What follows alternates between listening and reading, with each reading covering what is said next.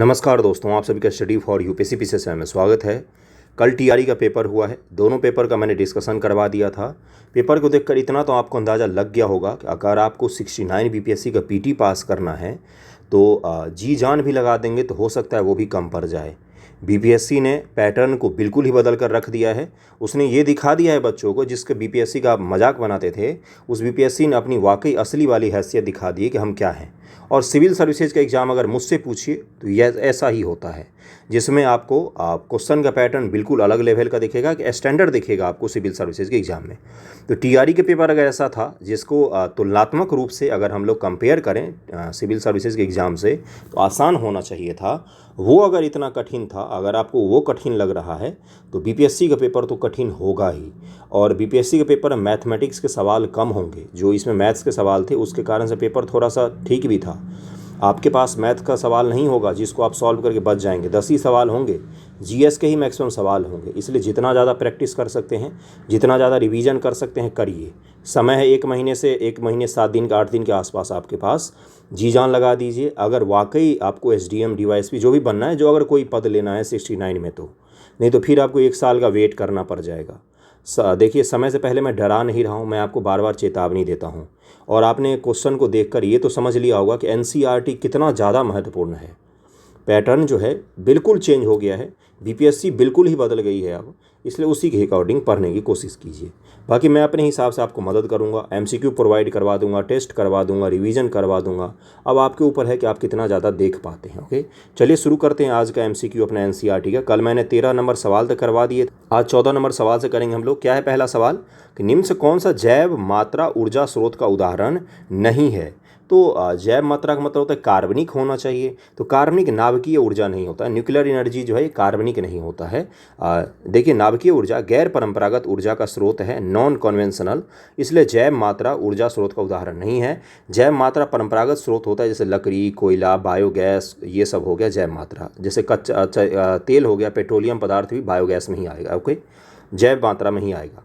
अगला है टरबाइन को आवश्यक चाल से चलने के लिए पवन की चाल चाहिए होती है, तो कितनी कम से कम चाहिए होती है। तो 15 का आंसर क्या हो जाएगा, 15 किलोमीटर प्रति घंटा की चाल कम से कम चाहिए उसको चलने के लिए। टरबाइन पवन चक्की की बात हो रही है, इसका आंसर हो जाएगा बी।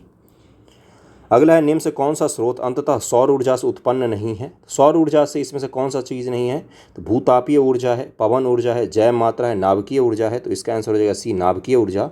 नाभिकीय ऊर्जा सौर ऊर्जा से उत्पन्न नहीं होती है, क्योंकि नाभिकीय ऊर्जा परमाणु के नाभिक में संग्रहित होती है, जो कि नाभिकीय अभिक्रिया से मुक्त होती है। जबकि भूतापीय ऊर्जा, पवन ऊर्जा, जैव मात्रा आदि सौर ऊर्जा से उत्पन्न होते हैं, क्योंकि सभी के उत्पादन हेतु सौर ऊर्जा प्रमुख होती है। ओके, ऊर्जा के प्रकार और ऊर्जा के उदाहरण है। अब आपको मैच करना है, इनको मैच कीजिए एक बार।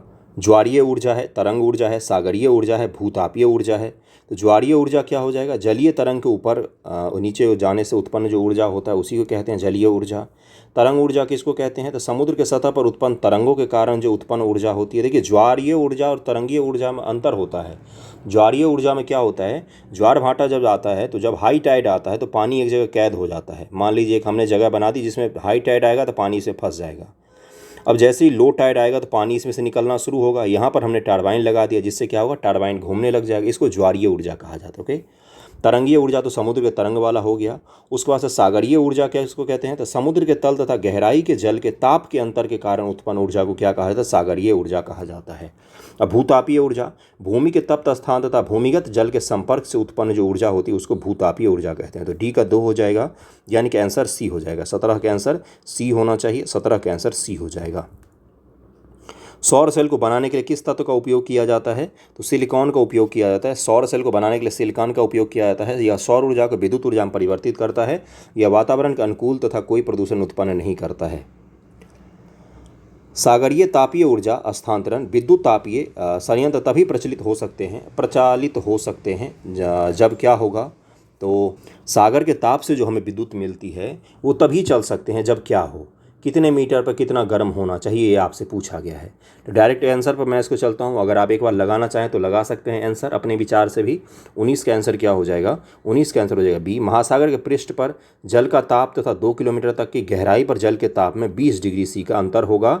2 किलोमीटर अंदर जाएंगे वहाँ पर और महासागर के तल पर यहाँ पर जो दोनों जल हैं इनके तापमान में 20 डिग्री सी का अंतर होना चाहिए, तब जाके सागर के तापीय ऊर्जा से हम बिजली बना सकते हैं। अगला सवाल है आपको, और देखिए यहाँ पर क्या लिखा हुआ है कि पृष्ठ के तप्त जल का उपयोग अमोनिया जैसे वाष्पशील द्रवों को उबालने के लिए किया जाता है। इस प्रकार बना द्रव की वाष्प से टरबाइन घूमता है और उससे बिजली बनती है। नाभिकीय विखंडन की प्रक्रिया में यूरेनियम, प्लूटोनियम और थोरियम के नाभिक को निम्न ऊर्जा न्यूट्रॉन से बमबारी कराकर हल्के नाभिक में तोड़ा जाता है। आपने पढ़ा होगा अगर 11th वगैरह में नाभिकीय ऊर्जा वगैरह, तो वहाँ पर आपको डिटेल में दिया जाता है ये सब चीज़ें। हाइड्रोजन अथवा हाइड्रोजन समस्थानिक से हीलियम उत्पन्न होता है। नाभिकीय विखंडन की प्रक्रिया है ये। तो अब देखते हैं इसका आंसर क्या हो जाएगा। देखिए यहाँ पर क्या दिया हुआ है कि इसका आंसर हो जाएगा। और तीसरा है कि नाभिकीय रिएक्टर नाभिकीय विखंडन पर आधारित होता है। तो नाभिकीय संलयन फिर कहाँ पर होता है बताइए मुझे। इसका आंसर हो जाएगा सी। 1 और 3 सही है, दूसरा गलत है। कथन 1 और 3 सही है, दूसरा गलत है, क्योंकि हाइड्रोजन अथवा हाइड्रोजन के समस्थानिक द्वारा हीलियम का उत्पादन होता है। इस प्रक्रिया को नाभिकीय संलयन कहते हैं। और हीलियम की खोज कहाँ पर हुई थी पहले? तो पृथ्वी पर हीलियम की खोज बाद में हुई है। पहले कहाँ पर खोज हुई? तो ये सूर्य के सतह पर पहली बार हीलियम को खोजा गया था, ना कि पृथ्वी पर। तो कहाँ पर हुई थी? तो सूर्य पर हुई थी। ओके, तो इसका आंसर क्या हो जाएगा? सी। 1 और 3 सही है। निम्न से कौन सा कथन असत्य है? हाइड्रोजन बम नाभिकीय संलयन पर आधारित होता है। ये तो सही है भाई। हाइड्रोजन बम के क्रोड में प्लूटोनियम के विखंडन पर आधारित किसी नाभिकीय बम को रखा जाता है। सूर्य तथा अन्य तारों के विशाल ऊर्जा का स्रोत नाभिकीय विखंडन है। नहीं, अभी बताया नाभिकीय संलयन होता है सूर्य पर। तो इसका तीसरा गलत हो जाएगा, सी गलत हो जाएगा। नाभिकीय संलयन होता है सूर्य पर। ओके, अगले पर चलते हैं। निम्न से असत्य कथन को आपको चुनना है। ऊर्जा के रूपांतरण की दर को शक्ति कहते हैं, ये सही है। 1 किलोमीटर प्रति आवर में 3.6 गुना 10 के पावर 5 जूल होते हैं। तो देखिए यहाँ पर क्या लिखा हुआ है कि 1 किलोवाट घंटा में 3.6 गुना 10 के पावर 6 जूल होते हैं, न कि 5। ओके, तो इसका बी गलत होगा। बाकी क्या है कि 1 वाट उस अभिकर्ता की शक्ति है जो 1 सेकंड में 1 जूल कार्य करता है। जूल प्रति सेकंड को 1 वाट कहते हैं। तो इनको ध्यान में रखिएगा। देखिए, सत्य कथनों कम से कम आप ध्यान में रखिए, असत्य वाले भी आपको याद ही रहेंगे। अगर 2 बार आप कर लेंगे इस MCQ को तो आपको याद हो जाएगा धीरे धीरे। ओके, चलिए अगले सवाल पर चलते हैं। अगला देखिए, चैप्टर ही बदल गया, गुरुत्वाकर्षण। वेरी इंपॉर्टेंट चैप्टर और बहुत आसान है। गुरुत्वाकर्षण बेहद आसान चैप्टर है, कुछ खास नहीं है इसमें। चलिए एक एक सवाल को हल करते हैं कि यदि कोई वस्तु पृथ्वी की ओर आकर्षित होती है तो पृथ्वी भी उस वस्तु की ओर आकर्षित होती है, लेकिन हम पृथ्वी को वस्तु की ओर गति करते नहीं देखते हैं। इस कारण की पुष्टि गति के कौन से नियम के द्वारा की जा सकती है? गति का द्वितीय नियम, गति का तृतीय नियम, गति का प्रथम नियम, ऊर्जा संरक्षण का नियम। बताइए क्या इसका आंसर होगा। एक बार सोचिए, सवाल को फिर से पढ़िए। अगर बड़ा लग रहा है तो वहाँ पर भी ऐसे सवाल आ सकते हैं बड़े बड़े, जो आपको समझने में थोड़ी सी कठिनाई हो। एक बार पढ़िए और निकालिए इसका आंसर क्या हो जाएगा। पहले का आंसर हो जाएगा ए, गति के द्वितीय नियम के द्वारा ये चीज़ स्पष्ट होता है। पृथ्वी अभी वस्तु की ओर आकर्षित होती है, लेकिन हम पृथ्वी को वस्तु की ओर गति करते नहीं देखते हैं। इस कारण की पुष्टि गति के द्वितीय नियम द्वारा की जा सकती है। इस नियम के अनुसार किसी वस्तु पर कार्यरत बल, द्रव्यमान तथा त्वरण का गुणनफल होता है। बल जो होता है, फोर्स जो होता है, वो द्रव्यमान यानी कि m मास और त्वरण यानी कि एक्सेलरेशन a का गुणनफल होता है। पृथ्वी का द्रव्यमान सदैव वस्तु से अधिक होता है, इसलिए पृथ्वी का गुरुत्वीय बल वस्तु के बल से अधिक है, जिस कारण पृथ्वी वस्तु की ओर गति नहीं करती है, अपितु वस्तु पृथ्वी की ओर गति करती है। सेब जो है वो पृथ्वी पर गिरेगा, ना कि पृथ्वी सेब से जाकर टकराएगी। यही ये कहना चाह रहा है इतने ज़्यादा कॉम्प्लेक्स हिंदी के शब्दों में। समझ में आ गया होगा। निम्नलिखित कथनों पर विचार कीजिए। न्यूटन के अनुसार विश्व के सभी पिंडों के बीच गुरुत्वाकर्षण बल लगता है। न्यूटन के अनुसार पृथ्वी के सभी पिंडों के बीच गुरुत्वाकर्षण लगता है। क्या ये सही है? गुरुत्वाकर्षण बल एक प्रबल बल है। गुरुत्वाकर्षण बल आकर्षण तथा प्रतिकर्षण दोनों प्रकार का होता है।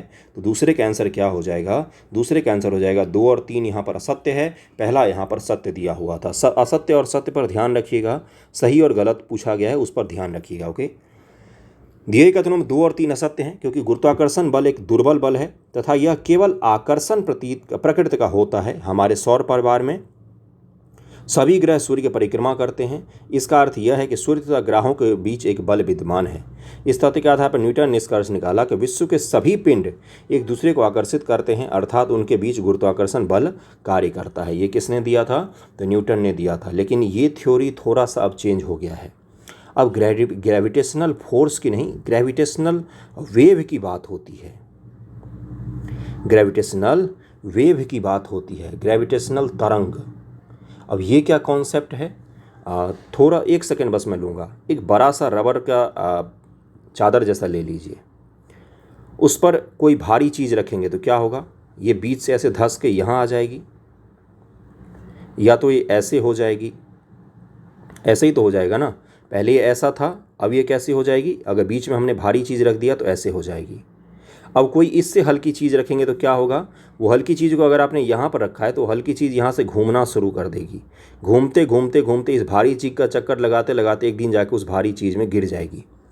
ये ग्रेविटेशनल वेव का सिद्धांत है और ये प्रमाणित भी हो गया है, इस चीज़ को ध्यान में रखिएगा। ओके, चलिए आगे बढ़ते हैं। निम्नलिखित कथनों में से कौन सा असत्य है। पृथ्वी के चारों ओर चंद्रमा की गति अभिकेंद्रीय बल के कारण है। चंद्रमा को गति करने के लिए आवश्यक अभिकेंद्रीय बल पृथ्वी के आकर्षण बल से प्राप्त होता है। पृथ्वी द्वारा लगाया जाने वाला गुरुत्वाकर्षण बल गुरुत्व कहलाता है।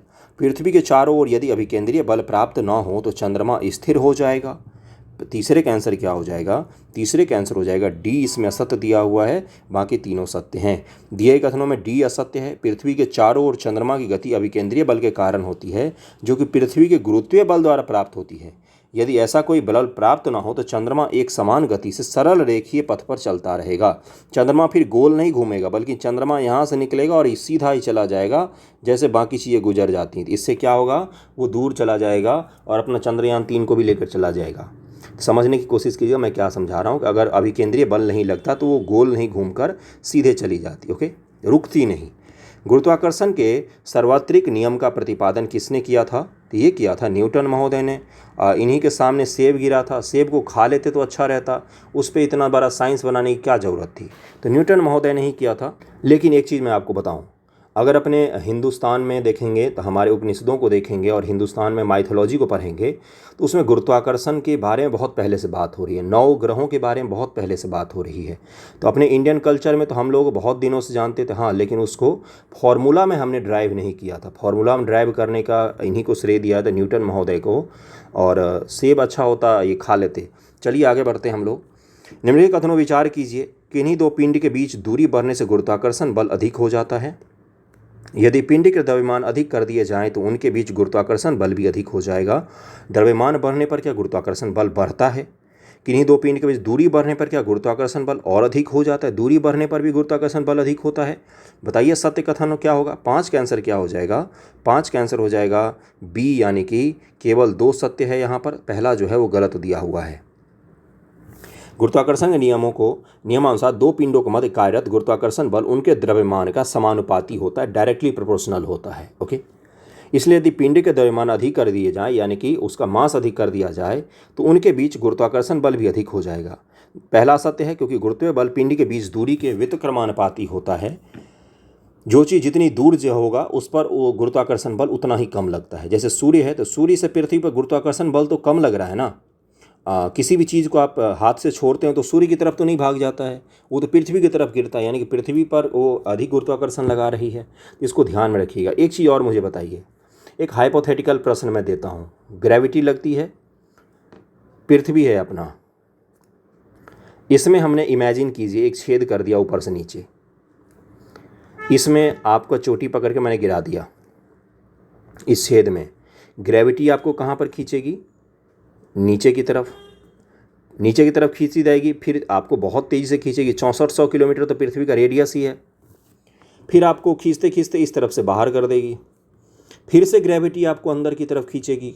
फिर आप कहाँ जाएंगे, फिर आप पृथ्वी के अंदर जाने लग जाएंगे। यानी कि क्या होगा, आप ऊपर नीचे करते रहेंगे स्प्रिंग के जैसे। ये क्या है, ये ग्रेविटी है। ग्रेविटी ऐसे ही काम करती है। ग्रेविटी वेव के फॉर्मेट में भी काम करती है, इसको भी ध्यान में रखिएगा। ये हाइपोथेटिकल प्रश्न था, थोड़ा सा ऐसे ही मैंने पूछ दिया। चलिए आगे बढ़ते हैं। निम्न कथन किस महान वैज्ञानिक से संबंधित है। गति के सुप्रसिद्ध नियमों का प्रतिपादन किया, खगोलीय प्रेक्षण के लिए खगोलीय दूरदर्शी की रचना की, गणित की नई शाखा कलन की खोज की, कैलकुलस की खोज की थी। छठे का आंसर क्या हो जाएगा, ये सब काम एक ही व्यक्ति ने किया, न्यूटन ने। देखिए कैलकुलस जो है इसका मैथमेटिक्स में तो उपयोग है ही, लेकिन कैलकुलस का फिजिक्स में जितना उपयोग है उतना मैथमेटिक्स में भी उसका उपयोग नहीं है। तो कैलकुलस दरअसल में न्यूटन ने ड्राइव किया था फिजिक्स के थ्योरम्स को, फिजिक्स को लिखने के आसानी समझाने के लिए, और फिजिक्स के चीज़ों को समझने के लिए, और दुनिया को समझाने के लिए, कैलकुलेट करने के लिए। लेकिन दरअसल में वो मैथमेटिक्स का एक पोर्शन हो गया, कैलकुलस वगैरह। चलिए आगे बढ़ते हैं। ये सब काम एक ही व्यक्ति ने किया था, न्यूटन ने। आगे बढ़ते नियम से कौन सी घटना या घटनाएं गुरुत्वाकर्षण के सार्वत्रिक नियम की सही पुष्टि करता या करती है? सूर्य के चारों ओर ग्रह की गति, ये गुरुत्वाकर्षण की घटना की पुष्टि करता है। पृथ्वी पर पेड़ों का उगना, पृथ्वी पर जो पेड़ उगते हैं गुरुत्वाकर्षण का प्रदर्शन करते हैं क्या? सूर्य तथा चंद्रमा के कारण ज्वार भाटा, ज्वार भाटा सूर्य और चंद्रमा के कारण जो पृथ्वी पर आते हैं कि गुरुत्वाकर्षण बल के कारण होता है। हमें पृथ्वी से बांधे रखने वाला बल, 7 का आंसर क्या हो जाएगा? 7 का आंसर हो जाएगा 1, 3, 4। पृथ्वी पर पेड़ों का उगना से कोई ग्रेविटी का लेना देना है नहीं, बल्कि अगर पृथ्वी पर ग्रेविटी कम होता तो पेड़ों की लंबाई और भी ज़्यादा होती। और एक चीज़ सुनिए, आप अगर किसी का वजन ज़्यादा हो तो आप मोटे नहीं हैं। दरअसल पृथ्वी ग्रेविटी का वो चीज़ है। आप चंद्रमा पर चले जाइए, आपका वजन कम हो जाएगा, तो आप मोटे नहीं हैं, आप गलत और पृथ्वी पर रह रहे हैं, गलत ग्रह पर रह रहे हैं। तो इसका भी ध्यान में रखिएगा। जैसे अगर ग्रेविटी कम होती तो हम लोगों की भी लंबाई ज़्यादा होती। तो ये सब ग्रेविटी के कारण ही होता है। हो सकता है अगली बार एग्जाम्पल में देके पूछ ले, इसलिए मैं कह रहा हूँ। थोड़ा सा सोचिए, साइंस में आपको आसान लगेगा। ओके, देखिए यहाँ पर क्या लिखा हुआ है। इन्हीं सब को सार्वत्रिक नियम की पुष्टि नहीं करता है, क्योंकि यह प्राकृतिक घटना होती है। पेड़ का उगना क्या होता है? प्राकृतिक घटना होती है। नियम से कौन से युग्म सही सुमेलित हैं? बहुत ही अच्छा सवाल है, एक बार कीजिए खुद से। कैपिलर प्रत्येक ग्रह की कक्षा एक दीर्घवृत्त होती है। दीर्घवृत्त का मतलब होता है इक्लिप्स। जैसे ये देखिए, 1 मिनट मैं आपको बताता हूँ। ये वृत्त हो गया, ये दीर्घवृत्त हो गया, इक्लिप्स आपने पढ़ा होगा। इसका 11th में फॉर्मूला भी पढ़ते हैं, मैं भूल गया अभी, तो छोड़िए फॉर्मूला। न्यूटन, सूर्य तथा ग्रह को मिलाने वाली रेखा समान समय में समान क्षेत्रफल तय करती है। अगला है, हेनरी ने बोला था सुग्राही तुल्य द्वारा गुरुत्वीय स्थिरांक का मान ज्ञात करना। तो बताइए इसका आंसर क्या हो जाएगा? 8 का आंसर हो जाएगा बी। 1 और 3 जो है यहाँ पर सत्य दिया हुआ है और दूसरा गलत दिया हुआ है। 1 और 3 सही सुमेलित हैं। केपलर के प्रथम नियम का अनुसार, केपलर ने नियम था प्रत्येक ग्रह सूर्य के चारों ओर दीर्घवृत्ताकार में घूमता है। केपलर ने क्या बोला था कि सूर्य के चारों ओर जो ग्रह घूमते तो ऐसे नहीं घूमते हैं, वो ऐसे घूमते हैं। ओके, जैसे आपने भी सुना होगा कि वर्ष में 2 बार ऐसा होता है कि जो पृथ्वी होती है वो सूर्य के करीब आ जाती है। तो कब कब होता है? तो यहाँ पर होता है और यहाँ पर होता है। यहाँ पर पृथ्वी सूर्य से दूर पर स्थित होती है, तो ये इक्लिप्स में ही पॉसिबल है, ये दीर्घवृत्त में ही पॉसिबल है। सर्कल में तो चारों वर्ष भर एक ही दूरी पर रहेगा, इसको ध्यान में रखिएगा। ओके, किसने कहा था? केपलर ने कहा था। हेनरी कैवेंडिश ने सुग्राही तुल्य का उपयोग करके गुरुत्वीय स्थिरांक, ग्रेविटेशनल कांस्टेंट, अब ये वैल्यू ध्यान में रखिएगा, 6.673 गुना 10 की पावर -11, ये ग्रेविटेशनल कांस्टेंट है। ग्रेविटी के से जुड़े हुए अगर आपने न्यूमेरिकल सॉल्व किए होंगे 11th-12th में, तो वहाँ पर इसका बड़ा काम होता था। और 200 ही सुमेलित नहीं है, क्योंकि केपलर के द्वितीय नियम के अनुसार सूर्य तथा ग्रह को मिलाने वाली रेखा समान समय में समान क्षेत्रफल तय करती है। यहाँ पर ये सही नहीं था। गुरुत्वीय त्वरण जी से संबंधित निम्न कथनों में से कौन से कथन सत्य हैं? पृथ्वी तल से ऊपर जाने पर जी का मान घटता है, पृथ्वी तल से नीचे जाने पर जी का मान घटता है, फिर ध्रुवों से विषुवत की ओर जाने पर जी का मान घटता है, ध्रुव से विषुवत की ओर जाने पर जी का मान घटता है। पृथ्वी कैसी है हमारी? क्या पृथ्वी ऐसी है? नहीं, पृथ्वी है ऐसी। ये पृथ्वी कहाँ बना? ये तो कुछ और ही बन गया, मतलब चपटी है। मैं ये कहने का कोशिश कर रहा हूँ कि ध्रुवों पर चपटी है और विषुवत पर थोड़ी सी मोटी है, फूली हुई है, पेट निकला हुआ पृथ्वी का। तो इसको ध्यान रखिएगा। यानी कि क्या है, विषुवत पर जो है वो ग्रेविटी कम लगता है। अब मैं आपको एक चीज़ और बताता हूँ।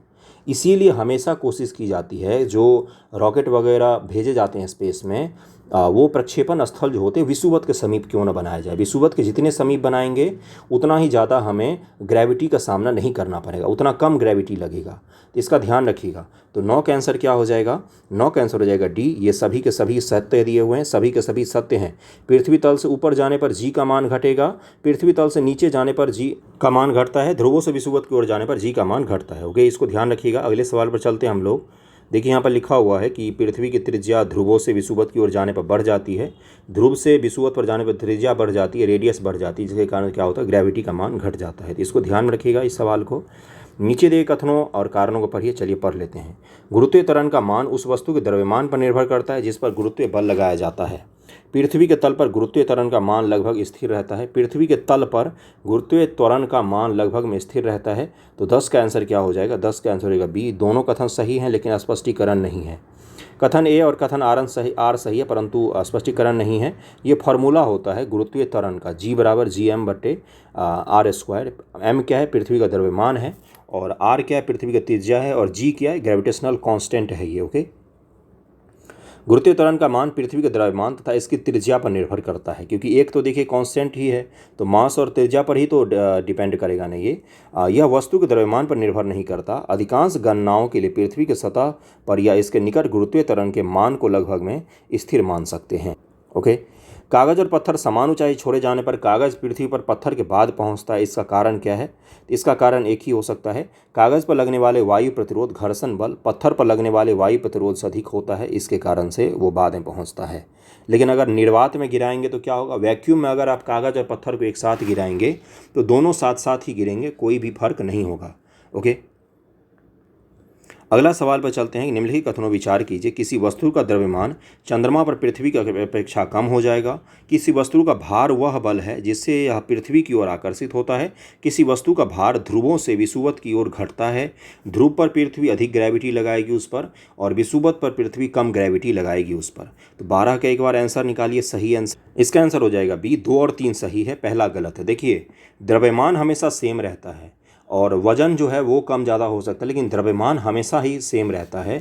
चाहे आप किसी भी ग्रह पर जाएं, किसी भी पृथ्वी पर जाएं, आपका जो वजन है उसमें डिफरेंस आ सकता है, लेकिन द्रव्यमान जो होगा वो हमेशा का हमेशा एक ही रहता है। तो चंद्रमा पर भी आपका द्रव्यमान वही रहेगा, अतः पहला गलत है और बाकी दूसरा और तीसरा यहाँ पर सही दिया हुआ है, पहला गलत दिया हुआ है।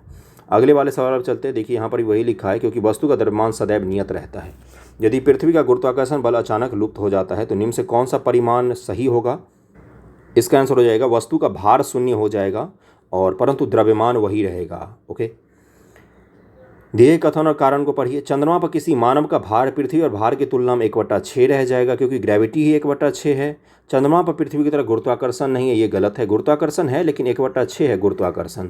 तभी मैंने आपको समझाया था कि आपका वजन अगर ज़्यादा है तो आप चिंता मत कीजिए, आप दूसरे ग्रह पर चले जाइए, वहाँ पर आपका वजन कम हो जाएगा।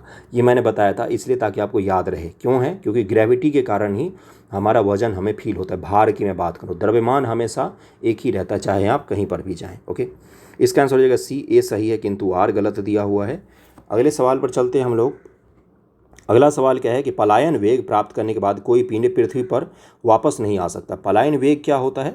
Escape velocity. एस्केप वेलोसिटी उस वेलोसिटी कहते हैं जब आप उस वेलोसिटी को प्राप्त कर लेंगे तो आपके ऊपर पृथ्वी का ग्रेविटी काम नहीं करेगी। उसी को क्या कहा जाता है? एस्केप वेलोसिटी कहा जाता है। जैसे पृथ्वी से निकलने के लिए आपको 11 किलोमीटर प्रति सेकेंड 11 किलोमीटर प्रति सेकंड की अगर आपने रफ्तार प्राप्त कर ली तो आप पृथ्वी की ग्रेविटी से निकल जाएंगे, आपके ऊपर पृथ्वी की ग्रेविटी काम नहीं करेगा। जो रॉकेट होते हैं या जो गोलियां होती हैं जो बंदूक से चलती, वो भी इतना स्पीड प्राप्त नहीं कर सकते हैं। तो 11 किलोमीटर प्रति सेकंड का रफ्तार बहुत ही तेज़ होता है। इसको प्राप्त करने के अलग अलग तरीके होते हैं। आगे बढ़ते देखिए क्या है। पलायन वेग पिंड के आकार पर भी निर्भर करता है। इसका आंसर हो जाएगा सी। दोनों को दोनों सही है। एस्केप वेलोसिटी से ही ब्लैक होल का सिद्धांत आया है। सोचिए, पृथ्वी एक छोटा सा ग्रह है, तो उसके बाहर निकलने के लिए आपको 11 किलोमीटर प्रति आवर की स्पीड चाहिए। तो ब्लैक होल कितने विशाल ग्रह होते हैं, वो इतने विशाल होते हैं, उनकी एस्केप वेलोसिटी इतनी ज़्यादा होती है कि 3 लाख किलोमीटर प्रति सेकंड के रफ्तार से जो लाइट चलती है, इसको भी वो अपनी ग्रेविटी से बाहर नहीं निकलने देते। इसलिए ब्लैक होल कभी भी दिखता नहीं है। क्या बोला मैंने? ब्लैक होल एस्केप वेलोसिटी के कारण ही वो ब्लैक होल है। क्यों है? क्योंकि उसका ग्रेविटी इतनी ज़्यादा है कि वहाँ से प्रकाश भी बाहर नहीं निकल पाती उस ग्रेविटी से, जिसकी रफ्तार है 3 लाख किलोमीटर प्रति सेकंड। तो ब्लैक होल का एस्केप वेलोसिटी 3 लाख किलोमीटर प्रति सेकंड से भी ज़्यादा है, जो पृथ्वी का कितना है? 11 किलोमीटर प्रति सेकंड है। तो आप कंपेयर कर सकते हैं। देखिए, यही होता है फॉर्मूला एस्केप वेलोसिटी का, 2GRE होता है। पृथ्वी की त्रिज्या गुरुत्वीय त्वरण लगाना है आपको। चंद्रमा पर वायुमंडल नहीं होने का क्या कारण है? इसका सबसे बड़ा कारण है, इस पर गैस अणुओं का पलायन वेग उनके वर्ग मध्य मूल वेग से कम होता है। देखिए, अगर पृथ्वी का पलायन वेग 11 किलोमीटर, अगली बार आपसे सवाल ये पूछा जाएगा कि पृथ्वी का पलायन वेग अगर कम हो जाए तो क्या होगा? तो हमारा जो वायुमंडल है वो बाहर चला जाएगा, पृथ्वी की ग्रेविटी से बाहर भाग जाएगा वो। और क्या होगा? हाँ, पृथ्वी पर जीवन समाप्त हो जाएगी। चंद्रमा का जो पलायन वेग है उससे वहाँ पर गैसीय अणुओं का जो वेग है वो तेज़ है, तो गैसीय अणु वहाँ पर टिक ही नहीं पाते, वो बाहर चले गए सारे, इसके वेलोसिटी को पार कर गए, उन पर चंद्रमा ग्रेविटी काम ही नहीं कर पाया, तो इसके कारण चंद्रमा पर क्या है, वायुमंडल नहीं है। तो इसको ध्यान में रखिएगा, चंद्रमा पर वायुमंडल नहीं होने के कारण है कि इस पर गैस अणुओं का पलायन वेग उनके वर्ग मध्य मूल वेग से कम होता है। वर्ग मध्य मूल वेग इतना खराब इसलिए लिखा है, इसी को कहा जाता है, देखिए रूट अंडर है ना, वर्ग मध्य मूल वेग, इसी को कहा है, इन्होंने घटिया सा फॉर्मूला को शब्दों में गढ़ा है।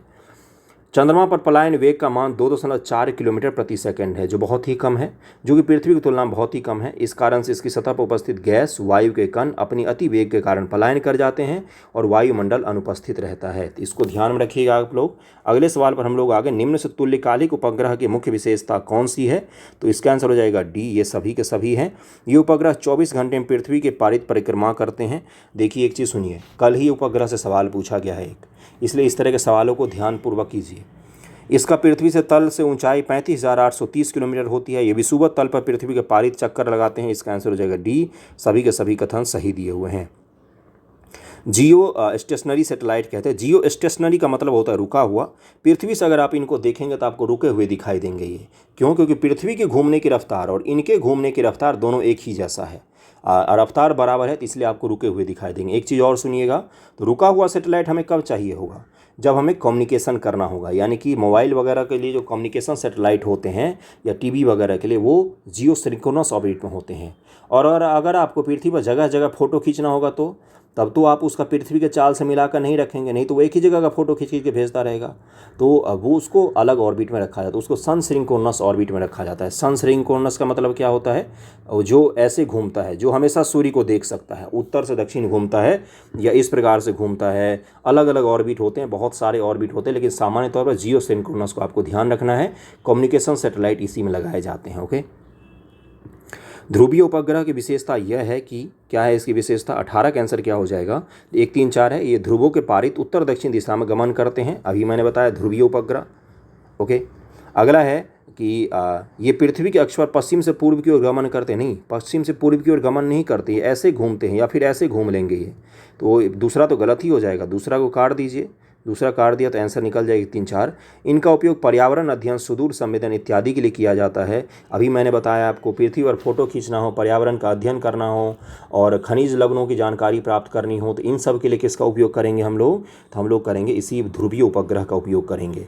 और सैटेलाइट के लिए तो भू स्थिर कक्षा में लगाएंगे ताकि वो स्थिर रहे। भारत के ऊपर अगर हमने लगाया है तो भारत के ऊपर ही हमेशा रहे वो, जिससे हमारा कम्युनिकेशन बना हुआ रहे। ओके। अगले सवाल पर चलें। सवाल पर कहाँ चलेंगे? ख़त्म हो गया। चलिए, ग्रेविटी वाला चैप्टर भी ख़त्म कर दिया आपको। 27 मिनट का वीडियो भी हो गया है। अगले वीडियो में इसके आगे का MCQ कर लेंगे।